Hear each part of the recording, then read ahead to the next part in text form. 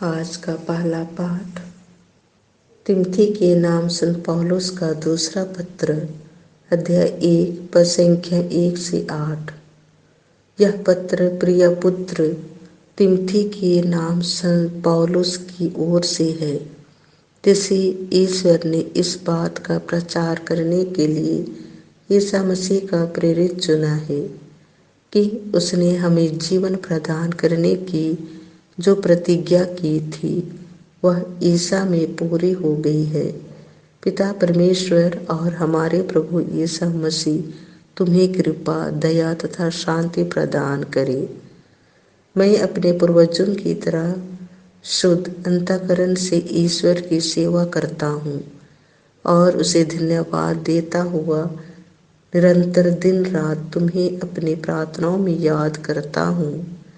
जब मुझे तुम्हारे आंसुओं का स्मरण आता है तो तुमसे फिर मिलने की तीव्र अभिलाषा होती है, जिससे मेरा आनंद परिपूर्ण हो जाए। तब मुझे तुम्हारा निष्कपट विश्वास सहज ही याद आता है। वह विश्वास पहले तुम्हारे नानी लुईस तथा तुम्हारी माता यूनिके में विद्यमान था और मुझे विश्वास है अब मुझ में भी विद्यमान है। मैं तुमसे अनुरोध करता हूँ कि तुम ईश्वरीय वरदान की वह ज्वाला प्रज्वालित बनाए रखो जो मेरे हाथों के आरोपण से तुम में विद्यमान है। ईश्वर ने हमें भीरुता का नहीं बल्कि सामर्थ्य, प्रेम तथा आत्म संयम का मनोभाव प्रदान किया।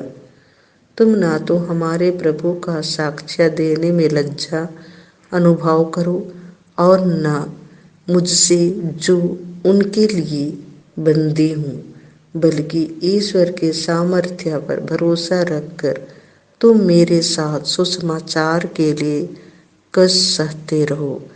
यह प्रभु की वाणी है।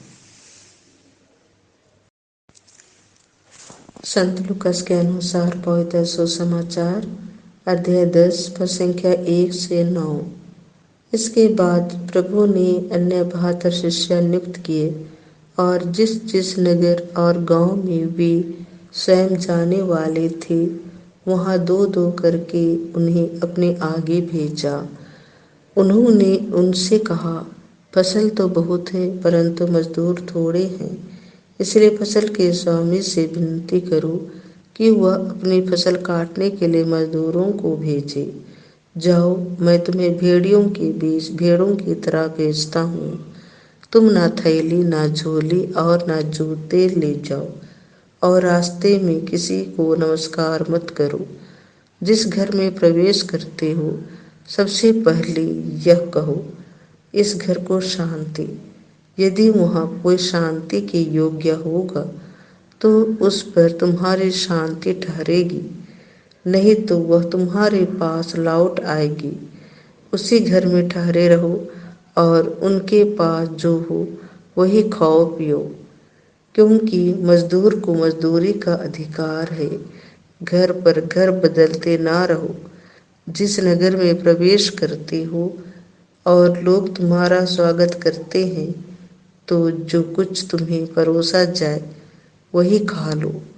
वहाँ के रोगियों को चंगा करो और उनसे कहो, ईश्वर का राज्य तुम्हारे निकट आ गया है। यह प्रभु का सुसमाचार है।